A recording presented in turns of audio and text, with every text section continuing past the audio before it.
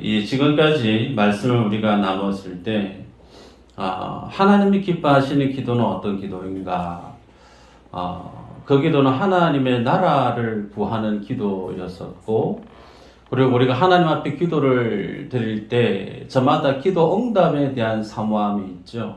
근데 그 기도 응답에 대한 사모함보다 더 전제되고 선행되어져야 될 내용은 그 기도를 드리는 나의 믿음의 모습이 마치 기도의 그 내용과 내 삶의 모습이 부합되어져야 된다는 거죠.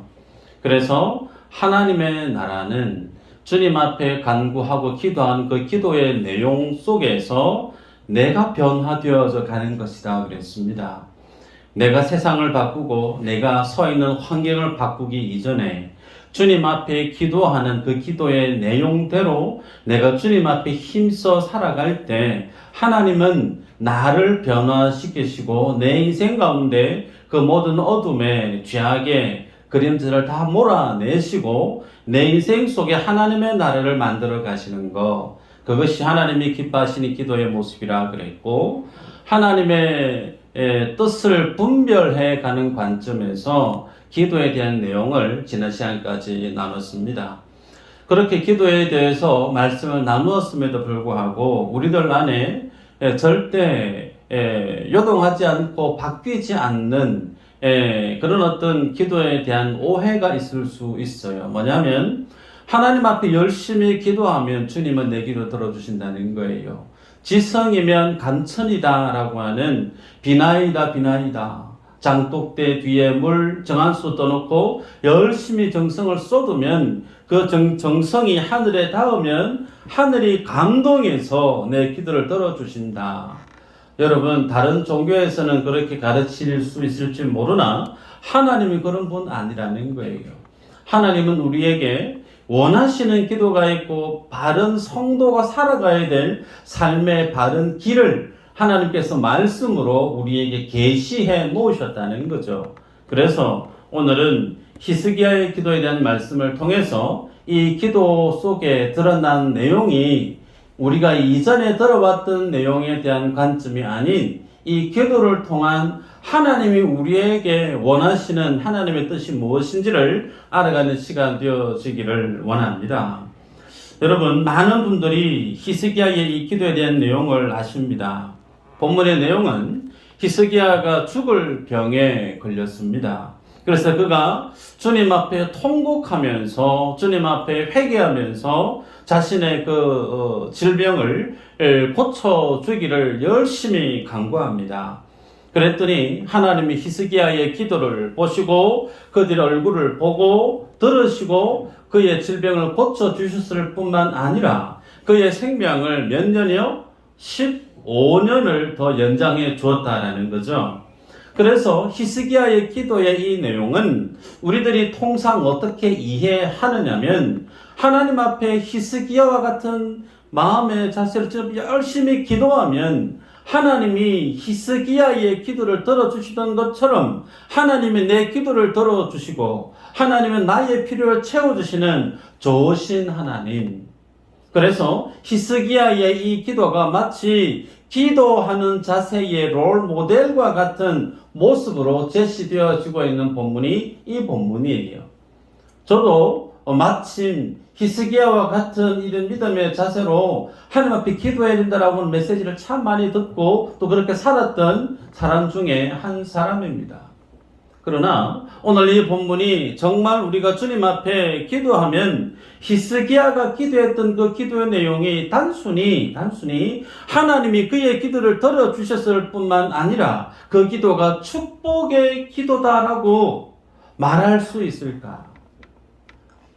단순히 히스기야의 기도가 그렇게 주님 앞에 마음을 쏟아내고 쏟아 부어서 하나님께 상달되어짐으로 그의 질병이 치유받고 그의 생명 연한이 15년 늘어나는 것을 단순히 히스기야의 기도는 축복의 기도가 맞다라고만 말할 수 있을까? 결론으로 얘기하면 노라는 거예요. 자, 왜 노인가? 여러분 스스로 속으로 답해 보시길 바랍니다. 성도가 복음 안에서 질문을 던지는 거예요. 성도가 이 땅 가운데 살아갈 때 가장 열망하는 것이 뭘까요? 하나님의 나라입니다. 그 주님의 나라예요. 그래서 장례식 예배를 드릴 때도 혹은 허다에 많은 천국과 관련된 본문을 대할 때 모든 성도가 가장 바라는 바람이 뭐냐면 그 하나님의 나라란 말입니다. 천국이라는 거예요. 그 천국에는 괴로움이 없어요. 아멘이죠? 그 천국에는 죽음이 없어요. 그 천국에는 슬픔이 없어요. 고통이 없어요. 그 천국에는 죄가 없어요. 그래서 우리들 모두가 가장 바라는 바람이 뭐냐면 그 하나님의 나라, 영원하신 주님의 그 영광을 찬양하면서 주님과 함께 거하는 그 하나님의 나라를 소원하고 대망한단 말이죠. 아멘인가요? 아멘. 그런 마음으로 예배하는 성도가 이 땅 가운데 기도의 제목이 뭐냐면 하나님 제발 오래 살게 해주세요. 그 기도를 드린다고 생각해 보십시다. 믿음의 고백과 기도의 내용이 일치되나요? 전혀 그렇지 않습니다. 상반되는 거예요. 내가 하나님의 나라를 가고 싶다 그러면 주님 이 땅에서의 삶을 주님이 뜻에 올려드리고 되도록이면 빨리 이 땅에서의 삶을 주님 마감하게 해주시고 하나님의 영원한 나라에 마치 사도 바울처럼 지금 내가 그렇게 주님 나라에 가기를 열망합니다. 어쩌면 이 기도가 우리가 알고 있고 신앙 고백하고 있는 믿음에 대한 바른 기도의 모습이다 할 수 있을 거예요. 그와 같이 비춰보면 히스기야의 이 기도의 내용이 단순히 질병에서 치유받고 그의 연한이 15년 늘어난 것을 단순히 축복으로만 말할 수가 있을까?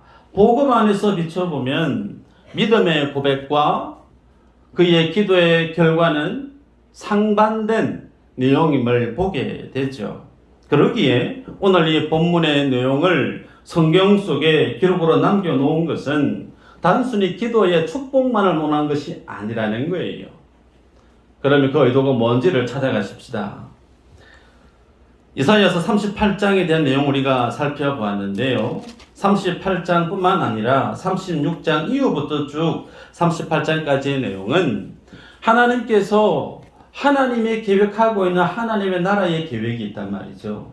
그 하나님의 나라의 그 계획을 주님이 주권적으로 역사해 가시면서 그 나라의 모습을 누구를 통해서 주님이 펼쳐 가시기를 원하시느냐면 이스라엘 백성들을 통해서 하나님의 자녀들의 삶을 주님이 인도해 가심으로 하나님이 이스라엘에 대한 하나님의 나라에 대한 계획들을 펼쳐 가십니다. 그 가운데 오늘 주님은 아수르라고 하는 강대국을 동원하죠. 그래서 남유다, 히스기야가 왕으로 있을 때에 남유다를 완전하게 포위를 해버립니다. 국가적 존립의 위기에 봉착했습니다. 아니나 다를까 히스기야는 읽었던 본문에서 보면 그가 죽을 병에 지금 걸려있다는 거죠. 그래서 보면 개인적으로도 그렇고 국가적으로도 그렇고 절망적 위기에 놓여 있습니다. 이런 상황을 주님이 허용한 것은 그런 어떤 국가적인 위기와 개인의 인생에 대한 위기를 통해서 주님이 뭘 보게 하느냐면 여호와 하나님은 공의의 하나님이라는 거예요.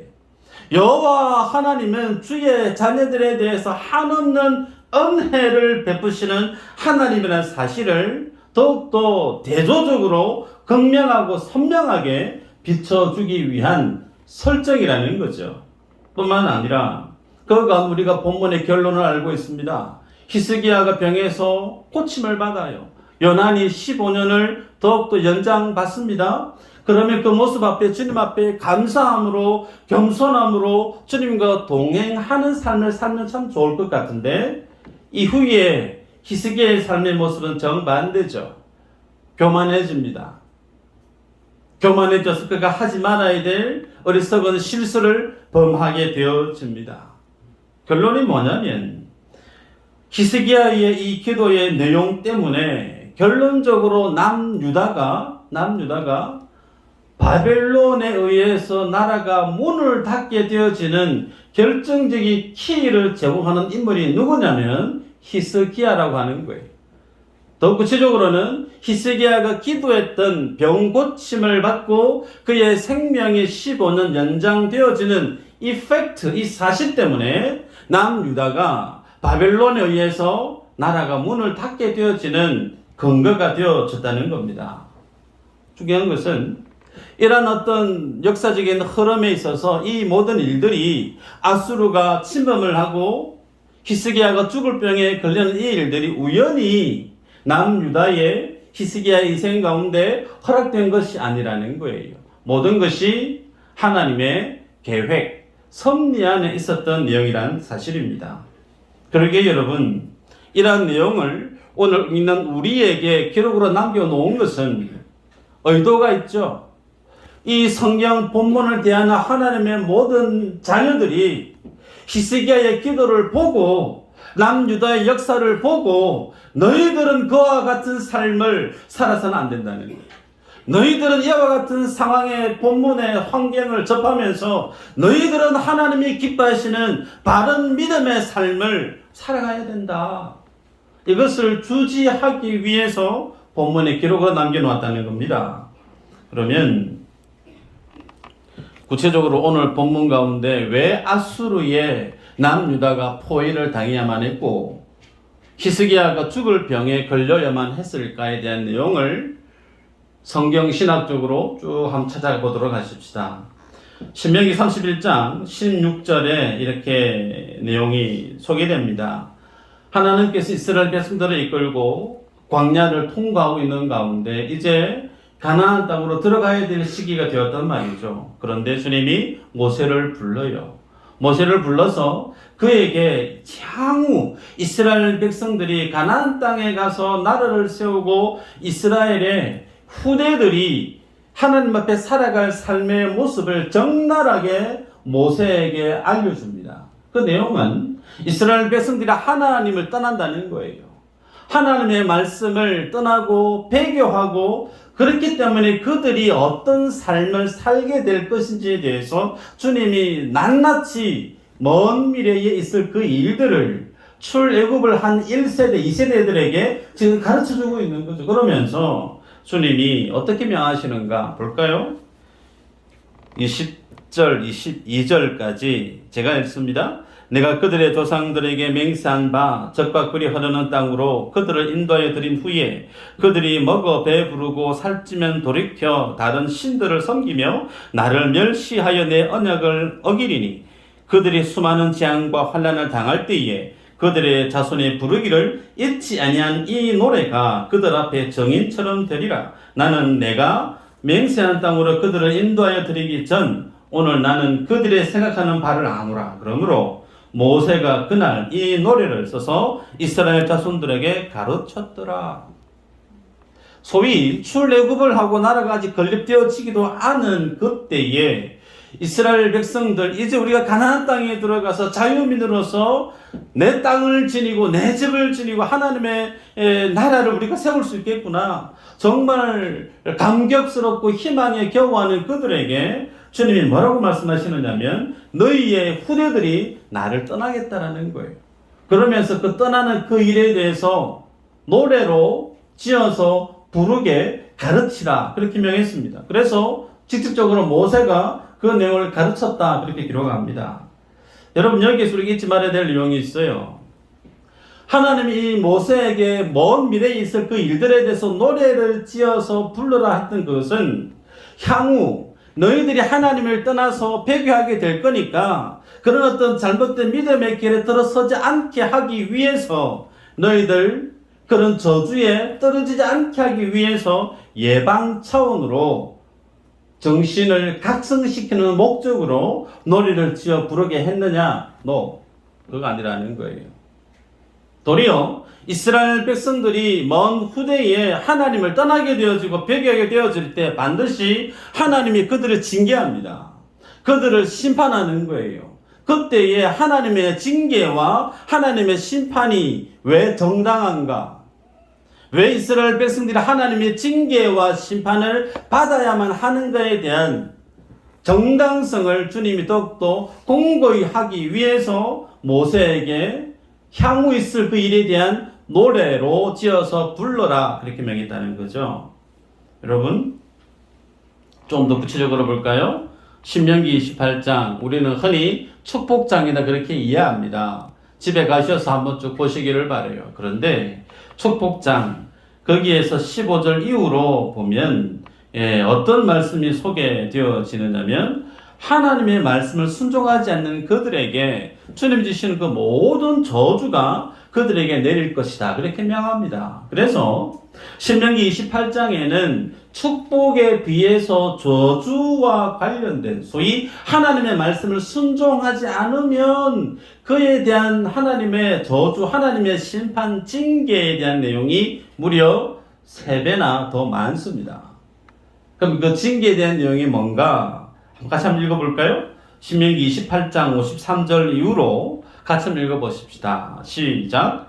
네가 적군에게 에워싸이고 맹렬한 공격을 받아 곤란을 당함으로 내 하나님 여호와께서 내게 주신 자녀 곧 내 몸의 소성의 살을 먹을 것이라. 너희 중에 온유하고 연약한 남자까지도 그의 형제와 그의 품의 아내와 그의 남은 자녀를 미운 눈으로 바라보며 자기가 먹는 그 자녀의 살을 그중 누구에게든지 주지 아니하리니 이는 내 적군이 내 모든 성읍을 에워싸고 맹렬히 너를 쳐서 곤란하게 함으로 아무것도 그에게 남음이 없는 까닭일 것이며 또 너희 중에 온유하고 연약한 부녀 곧 온유하고 연약하여 자기 발바닥으로 땅을 밟아 보지도 아니하던 자라도 자기 품의 남편과 자기의 자녀를 미운 눈으로 바라보며 자기 다리 사이에서 나온 태와 자기가 낳은 어린 자식을 남몰래 먹으리니 이는 내 적군이 내 생명을 에워싸고 맹렬히 쳐서 곤란하게 함으로 아무것도 얻지 못한 일이라. 여러분 하나님의 말씀을 떠나고 주님을 떠난 인생들에 대한 하나님의 징계가 무시무시합니다. 부모가 굶주려서 뭘 먹는다고요? 자식의 고기를 뜯어먹게 될 것이다 라고 얘기합니다. 여러분 이 세상이 지옥 아니겠어요? 부모가 자기 자식의 살을 죽여서 자기 자식의 고기를 뜯어먹고 생명을 이어가는 그 세상, 상상만 해도 그것은 사람이 사는 세상이라 할 수 없을 거예요. 거의 지옥 아니겠어요? 하나님의 말씀을 떠나 살아가는 모든 인생에 대한 영적인 본질적인 모습이 마치 이와 같다는 겁니다. 여러분 그런데 이런 어떤 향후 있을 일들에 대해서 미리 알려주면서 이런 저주가 임할 수 있으니까 너희들 깨어서 말씀 잘 순종하고 주님 예배 잘 해야 돼. 그 관점으로 이 말씀을 주셨느냐? 그거 아닙니다. 그거 아니에요. 그게 아니고 정반대입니다. 너희들은 이 저주의 세월을, 이 저주의 상황을 도망갈 수가 없다는 거예요. 왜? 너희들은 본래 악한 존재라는 겁니다. 너희들은 본래 저주 가운데 났고 너희는 어쩔 수 없이 하나님의 말씀을 담아낼 수 없는 죄악된 존재이기 때문에 너희가 죄를 짓는 것은 너희가 죄인이기 때문에 죄를 짓는 것이다 라고 주님이 명시하고 있는 겁니다. 이와 똑같은 말씀이 레위기 26장 27절 이후로 똑같이 또 소개가 되는데 중요한 건 그러면 이와 같은 끔찍한 일이 언제 일어났느냐 우리가 앞서 보았습니다. 열왕기하 6장에 보면 24절 이후로 요람 왕과 그리고 아람 베나닥 간의 전쟁이 있지 않았습니까? 이스라엘과 아람 간의 전쟁에서 아람이 성을 에워싸버립니다. 그러고 나서 먹거리가 떨어지니 두 여인이 오늘은 내 아들 잡아먹고 내일은 이 아들 잡아먹읍시다. 합의를 한 거예요. 그래서 아이를 잡아먹었습니다. 다음 날이 되었는데 이제 아이를 내놓고 먹어야 되는데 난 몰라 하는 거예요. 그 내용을 들고 요람 왕에게 나아가서 재판을 청구하는 내용 여러분 아마 아실 겁니다. 여러분 이런 어떤 일들이 일어날 것이라 얘기했고 얘기를 했던 그 말씀대로 이스라엘의 역사 속에 현실로 드러났습니다. 그걸로 끝나는가요? 아니에요. 하나님이 신명기에서 말씀했던 그 내용은 그들이 이제 다른 대적에 의해서 포로로 끌려가고 나라가 문을 닫을 것이란 부분까지 끝까지 다 주님이 밝히 전해 주셨어요. 그것이 어떻게 성취되죠? 바벨론에 의해서 남유다가 문을 닫고 패망을 하고 그들이 뿔뿔이 바벨론의 포로로 끌려가고 말지 않습니까? 여기에서 중요한 것이 뭐냐면 그 남유다에 의해서 남유다가 바벨론에 의해서 국가가 문을 닫게 되어지는 결정적인 원인을 제공하는 인물이 누구라고요? 히스기야라는 거예요. 히스기야가 병낫기를 구했던 기도와 그리고 생명을 15년 더 연장받은 것 때문에 그렇다라는 겁니다. 여러분, 그가 주님의 은혜로 치유를 받고 15년의 생명연한을 얻게 되어진 이후에 성경 그 다음의 내용을 보면 그가 교만해져서 치유되어졌다는 그 소식이 바벨론의 무로독 발라단이라고 하는 사람이 축하한다고 예물을 드리고 친서를 전해 주었을 때 히스기야가 너무 기뻐서 기분이 좋아서 자신의 궁에 있는 모든 금은 보화문을 다 열어주면서 다 보여주는 거예요. 내가 가지고 있는 부와 영광이 마치 이와 같다. 자신의 부귀 영화를 다 자랑하듯이 보여줍니다. 실수를 한 거죠. 그것 때문에 결국은 바벨론에 의해서 그 나라가 무너지고 말게 됩니다. 결론적으로 보면 히스기야가 이 병에서 고침을 받지 아니했더라면, 그의 생명이 15년 연장되지 아니했더라면 남유다는 바벨론에 의해서 어쩌면 무너지지 않을 수도 있지 않았을까 볼 수도 있겠죠. 그런데 히스기야는 하나님이 자신을 치유해 주었던 그 은혜를 겸손히 그 은혜를 유지해 가지를 못하고 자기 힘을 과시했고 교만했기 때문에 결국은 패망하게 되어지는 기회를 제공하는 인물로 남게 되었다라는 겁니다. 그러기에 단순히 히스기야의 이 기도를 하나님이 그의 기도를 들어주셔서 축복의 기도의 사람 히스기야의 기도라고 단순히 그렇게만 볼 수가 있느냐, 그럴 수 없다라는 거죠.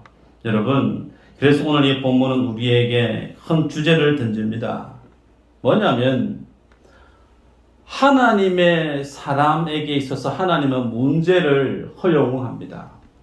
삶의 아픔을, 삶의 답답함을 하나님이 개입하지 않으면 풀리지 않을 일들을 주님이 허용을 합니다. 왜요? 기도하라. 그래서 하나님을 아는 자는 마땅히 그 문제 앞에 무릎 꿇고 주님 앞에 기도를 해요. 그럼 그 기도를 통해서 주님이 어떻게 하시죠? 그 기도를 들어주십니다.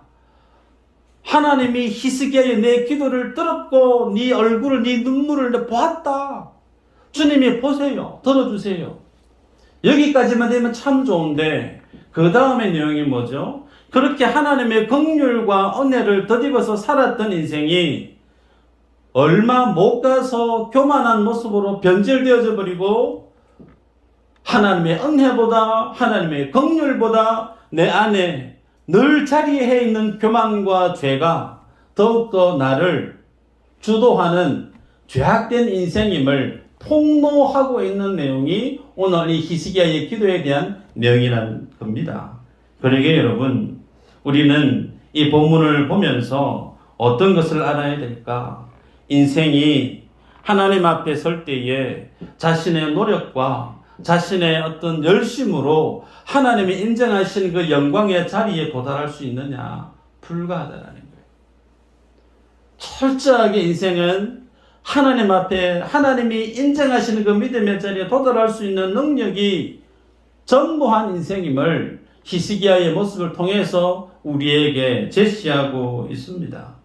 그러기에 이 사실을 인정하는 사람, 그렇습니다. 주님, 나는 하나님의 은혜가 아니면, 하나님의 긍휼이 아니면 나는 하나님이 인정하시는 그 믿음의 자리에 설 수 없는 참 죄악된 인생이 맞습니다. 이러한 자기 자신에 대한 인정을 하는 사람은 무엇을 붙들 수밖에 없느냐면 하나님의 긍휼 앞에 설 수밖에 없어요. 그래서 예수 그리스도가 내 삶의 전부가 될 수밖에 없다는 거예요. 내 자신의 가능성을 인정하고 나의 성실을, 나의 노력을, 나의 열정을 크게 바라보는 사람은 그 주님의 긍휼이 예수 그리스도가 내 삶의 전부가 될 수 없다는 거예요. 그래서 주님은 철저하게 뭘 하시느냐면 하나님께서 자신의 사랑하는 자녀에게 고난을 주십니다. 고난을 주시고 눈물을 주시고 괴로움을 주시고 급한 안타까운 상황을 허락하세요. 그걸 통해서 뭘 하시느냐면 하나님의 크신 사랑을 알게 합니다. 주님이 나를 어떻게 사랑하시는지 나에 대한 하나님의 사랑을 깨달아 알게 합니다. 그렇게 해서요, 주를 향한 나의 믿음이 자라나게 만들어요.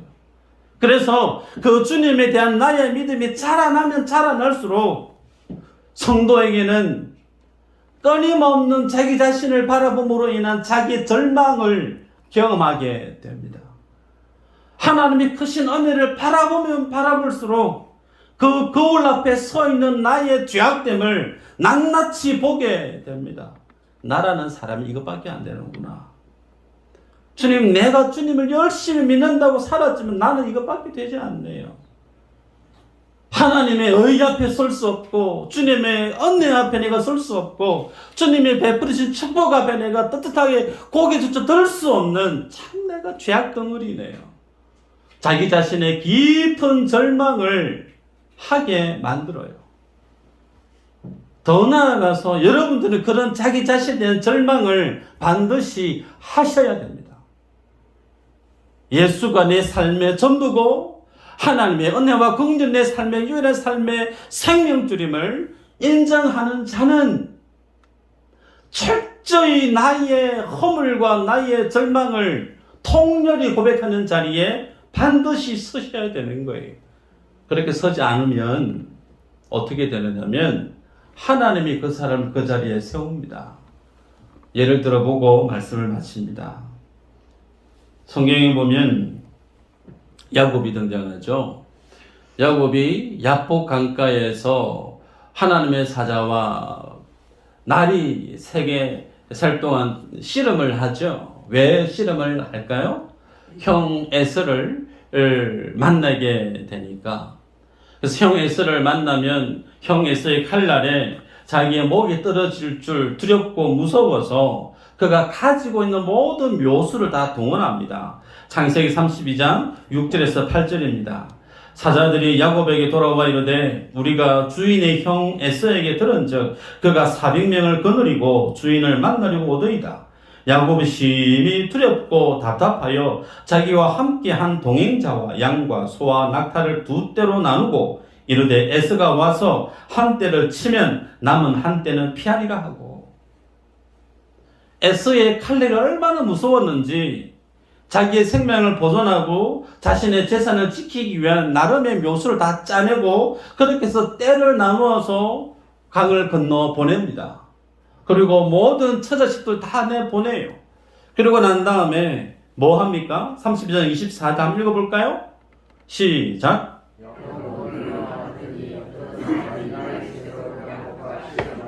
아멘. 야곱이 뭐 했다고요? 씨름했다는 거예요. 예, 밤이 맞도록 날이 새도록, 달밤이 체조하는 것도 아니고. 왜 이 상황이 펼쳐질까요? 축복해 주시지 않으면 내 마음의 두려움이 사라지지 않으니까 내가 놓을 수 없다는 거예요. 근데 그 붙잡은 이가 하나님의 사자입니다. 얼마나 대단했던지 아무리 노력해도 하나님의 사자를 이길 수가 없으니까 그 하나님의 사자도 야곱이 놓지 않으니까 어떻게 하죠? 환대뼈를 후려칩니다. 환대뼈가 위골되어졌다. 성경이 이렇게 표현하죠. 이 장면이 무엇을 보여주고 있느냐면 인생은 자기 삶의 위기나 자기 삶의 고난이 찾아올 때 철저하게 자기 힘으로 자기 능력으로 그 문제를 풀어가려고 하는 존재라는 거예요.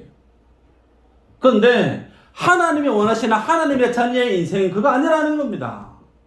하나님이 원하시는 주의 자녀의 인생은 내 삶 속에 문제가 드리워지고 아픔이 있고 고난이 있을 때 그거 들고 뭐 하라는 거예요? 하나님 앞에 들고 오라는 겁니다. 나라고 하는 사람의 능력이 이것밖에 되지 않습니다. 주님 불쌍히 여겨주세요. 도와주세요. 이것이 주님이 하나님의 자녀들에게 요구하고 기대하는 믿음의 모습이지. 하나님 잠시만요. 내가 한번 해볼게요. 내 있는 힘껏 총동원해서 내 문제를 스스로 해결하려고 하는 그 믿음의 자세를 주님은 철저히 어떻게 해요? 환도뼈가 어깨에 지도록 부셔버린다는 거예요. 그래서 결국은 하나님이 아니면 내가 살 길이 없구나. 하나님의 주권이 하나님의 손길이 아니면 내가 살아갈 방법이 없구나. 이것을 인정하게 만드는 그 삶을 살아가게 만드는 과정이 오늘 우리가 이 땅 가운데 주 앞에 가기까지 날마다 경험하고 체험하고 알아가는 인생의 스토리라는 겁니다. 여러분, 그래서 주님이 우리에게 뭘 원할까? 이런 실수를 늘 합니다. 히스기야가 실수했던 것처럼 성경에 다윗도 마찬가지죠. 다윗도 우리아의 아내를 취하고 내 힘이 얼마나 셀까 인구 카운트를 해보고 그것 때문에 수만 명이 죽음에 들여지고 더 나아가서 다윗도 그랬고 베드로도 마찬가지죠. 다른 사람은 몰라도 나는 주님 절대 부인하지 않습니다. 다른 사람보다 내가 더욱더 출중하고 다른 제자들보다 내가 더욱더 훌륭하다고 자기 자신의 열정, 자기 자신의 열심 여기에 자만해서 교만했던 그 베드로의 모습, 그 모습이 누구에게 있을까요? 나에게 있다는 거예요. 야곱의 영적인 DNA가 내 안에 있고 다윗의 영적인 DNA가 내 안에 있고 베드로의 허물과 죄 많은 그 DNA 우리 안에 다 있다는 거예요. 그래서 주님 우리에게 요구하시는 것이 절대 너는 넘어지면 안 돼. 절대 너는 실수해서도 안 되고 너는 내 앞에서 완전해야 돼. 그 모습을 원하실까? 아니라는 겁니다. 우리가 완전하게 살고 싶어도 살 수가 없는 존재예요. 우리가 주님 앞에 서는 그 모습은 있는 허물 모습 그 모습 그대로 들고 나아가는 겁니다. 부모가 자식을 사랑할 때 훌륭한 자식은 훌륭해서 사랑하고 모자라고 아프고 연약한 자식은 덜 사랑합니까? 그런 부모 없어요. 부모는 훌륭하든 훌륭하지 않든 자식이기 때문에 뭐하죠? 사랑합니다. 하물며 우리 하나님 아버지께서 내 모습이 훌륭하든 훌륭하지 않든 우리에게 요구하시는 것은 어떻게 했으든 넘어질 때 내 힘을 잃었으려고 하는 것이 아니고 아버지의 의지하고 주님의 십자가 그늘 앞에 나아가서 주님의 은혜를 부여잡고 일어서려고 몸부림치는 그 모습을 주님이 원하신다는 거예요. 이것을 주님 우리에게 요구하고 기도하고 있습니다. 그러게 여러분, 우리가 사는 날 동안 내 삶의 방향이, 내 기도의 방향성이 어떠해야 될까? 다른 사람들보다 더 우위에 있고 다른 사람이 가지고 있는 것을 내가 더 많이 가지기 위해서 그런 어떤 삶의 자세로 나아가려고 하는 모습이 있었다면 히스기야의 기도의 앞에서 우리가 배워야 될 거예요. 주님 우리에게 말씀합니다. 내 말이 너희 안에 거하고 너희가 내 안에 거하면 원하는 거 뭐든지 구해라 내가 이루겠다. 이 말씀 앞에 포인트는 주님과 함께 거함에 있습니다. 주님이 내 안에 있고 내가 주님 안에 함께 거함에 대한 주님이 너무너무 사랑스러워서 주님이 너무너무 귀해서 그 주님과 뜨거운 믿음의 교제를 갖기를 열망하는 그 모습, 하나님이 우리들에게 요구하시는 믿음의 모습이라는 거예요. 이 모습이 우리 안에 기도의 내용으로 기도의 방향성으로 세팅되어 있어야 되는 겁니다. 그리고 그 하나님 주시는 은혜와 능력으로 남겨진 내 인생을 어떻게 살아야 될까? 나를 위해 사는 것이 아니라 하나님이 죽었다가 살아나신 부활하신 예수 그리스도를 위해서 사는 자로 우리를 만드셨다고 그러셨어요. 그러기에 남겨진 내 인생이 그 주님의 놀라운 은혜와 긍휼을 드리므로 하나님 앞에 값지게 살아가는 인생이 되기를 열망하는 모습, 이 내용이 우리 안의 기도의 모습으로 늘 있어야 된다는 거죠. 이 믿음의 삶을 살아가는 우리 모두가 되기를 주의 이름으로 축복합니다.